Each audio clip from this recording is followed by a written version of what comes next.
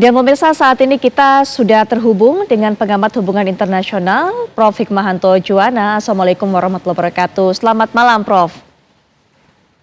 Waalaikumsalam, selamat malam Putri. Baik, Prof. Hik, kita sudah lihat tadi apa yang menjadi keputusan dari Mahkamah Internasional. Maknanya apa dan apakah memiliki kekuatan yang memaksa agar Israel segera angkat kaki dari wilayah Palestina yang didudukinya, Prof. Hik?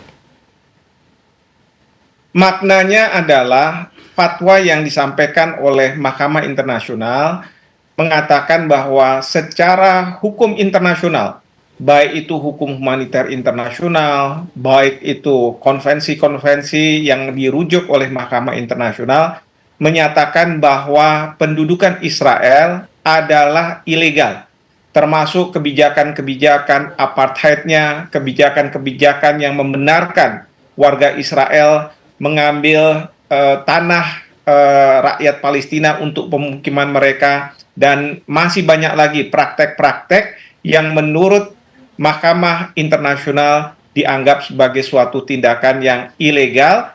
Bahkan Mahkamah Internasional juga menyuruhkan agar negara-negara tidak mengakuinya. Namun demikian, kita juga harus tahu bahwa ini merupakan fatwa, advisory opinion, yang sebenarnya dimintakan oleh Majelis Umum PBB. Oleh karena itu, banyak yang mengatakan bahwa fatwa advisory opinion ini, kalau kita bicara tentang pelaksanaan dari fatwa ini, tidaklah sekuat kalau misalnya kita bicara terkait dengan putusan. Nah, di dalam fatwa ini disebutkan bahwa untuk tindak lanjutnya akan diserahkan ke Majelis Umum Perserikatan Bangsa-Bangsa sebagai pihak yang menanyakan. Jadi yang saya ingin juga sampaikan dalam kesempatan ini, memang secara kertas Mahkamah Internasional sudah mengatakan bahwa tindakan Israel adalah ilegal. Tetapi karena pada saat sekarang Israel masih menduduki wilayah Palestina yang menurut Mahkamah Internasional itu ada 3, yaitu di Yerusalem, ada di tepi barat, dan kemudian di Gaza. Sebagai penduduk di sana, kalau mereka tidak mau keluar secara sukarela, maka ini akan menjadi permasalahan tersendiri bagi masyarakat internasional. Karena sebagai upaya paksa untuk memaksa Israel keluar, terus terang dalam mekanisme hukum internasional itu dan dalam masyarakat internasional tidak ada. Sehingga dengan pernyataan-pernyataan dari Perdana Menteri Netanyahu yang menganggap bahwa fatwa ini merupakan suatu fatwa yang absurd, lalu juga Kementerian Luar Negeri Israel yang mengatakan bahwa ini tidak berdasar, ini yang akan mengindikasikan bahwa Israel tidak mau keluar dari wilayah Palestina secara sukarela. Nah, pertanyaannya adalah apakah nantinya Majelis Umum Perserikatan Bangsa-Bangsa, bahkan Dewan Keamanan Perserikatan Bangsa-Bangsa bisa mengeluarkan resolusi yang memaksa Israel untuk keluar dari tanah Palestina. Yang saya khawatirkan adalah sekutu dari Israel, khususnya Amerika Serikat, dia akan melakukan, terutama di Dewan Keamanan PBB, veto apabila ada resolusi yang meminta agar Israel keluar dari tanah Palestina, atau dia akan menghadapi konsekuensi berhadapan dengan pasukan multinasional. Karena pasukan multinasional itu saya yakin akan digagalkan oleh Amerika Serikat apabila akan dibentuk. Demikian. Artinya dengan kata lain, Prof. Hik, fatwa ini sebenarnya tidak efektif dan juga tidak akan didengarkan, apalagi dilakukan, dieksekusi oleh Israel, begitu Prof. Hik? Betul sekali. Karena Israel yang saya dengar, mereka mengatakan putusan ini absurd, dan mereka juga mengatakan bahwa mana mungkin kami melakukan okupasi terhadap wilayah kami sendiri. Jadi wilayah-wilayah Palestina itu dianggap oleh Israel sebagai wilayah mereka, dan mereka membuat aturan-aturan berdasarkan kedaulatan yang mereka miliki. Meskipun kita tahu masyarakat internasional, bahkan warga dari berbagai negara, masyarakat internasional banyak yang menentang apa yang dilakukan oleh Israel, terutama sekali apa yang mereka lakukan di Gaza karena ini mengarah kepada genosida. Namun demikian, Israel tetap berkeras bahwa mereka tidak memiliki kesalahan, bahwa ini tanah mereka, bahkan serangan ke genosida adalah serangan sebagai balas dendam mereka, pembalasan terhadap serangan yang dilakukan oleh Hamas tahun kemarin bulan Oktober.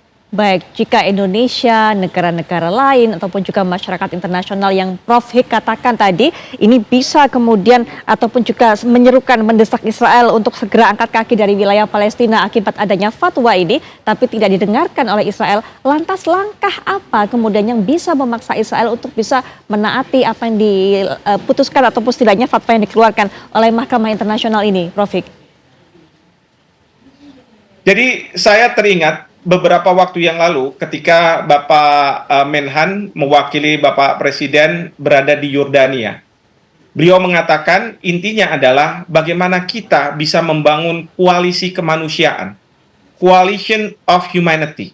Koalisi kemanusiaan ini adalah tindakan yang tidak melalui perserikatan bangsa-bangsa, tetapi bagi negara-negara yang setuju untuk membantu rakyat Palestina, maka kita akan lakukan.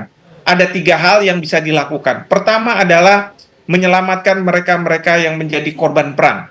Bapak Menhan sudah menyampaikan bahwa akan digelar rumah sakit darurat yang dilakukan oleh TNI kita.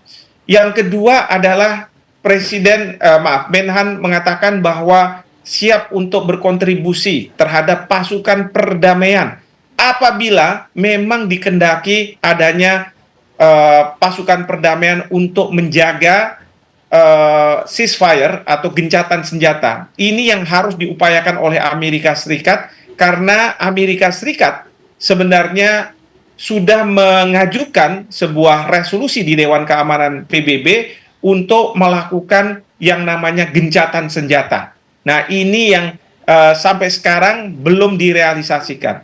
Dan yang terakhir adalah Indonesia harus terus melakukan tekanan-tekanan berdasarkan apa yang sudah dikeluarkan oleh Perserikatan Bangsa-Bangsa. Kita tahu resolusi Majelis Umum PBB sudah minta adanya gencatan senjata. Demikian juga Dewan Keamanan PBB. Bahkan Mahkamah Kejahatan Internasional ICC, jaksa penuntut umumnya sudah mengeluarkan surat bagi penangkapan Netanyahu, Menteri Pertahanan, dan petinggi-petinggi Israel lainnya. Meskipun pada saat yang bersamaan juga melakukan surat penangkapan terhadap para petinggi Hamas. Dan sekarang baru-baru ini ICJ sudah membuat advisory opinion yang mengatakan bahwa secara hukum internasional apa yang dilakukan oleh Israel menduduki wilayah itu secara tidak sah, kemudian juga membuat rakyat Palestina tidak bisa menjalankan hak untuk menentukan nasib sendiri,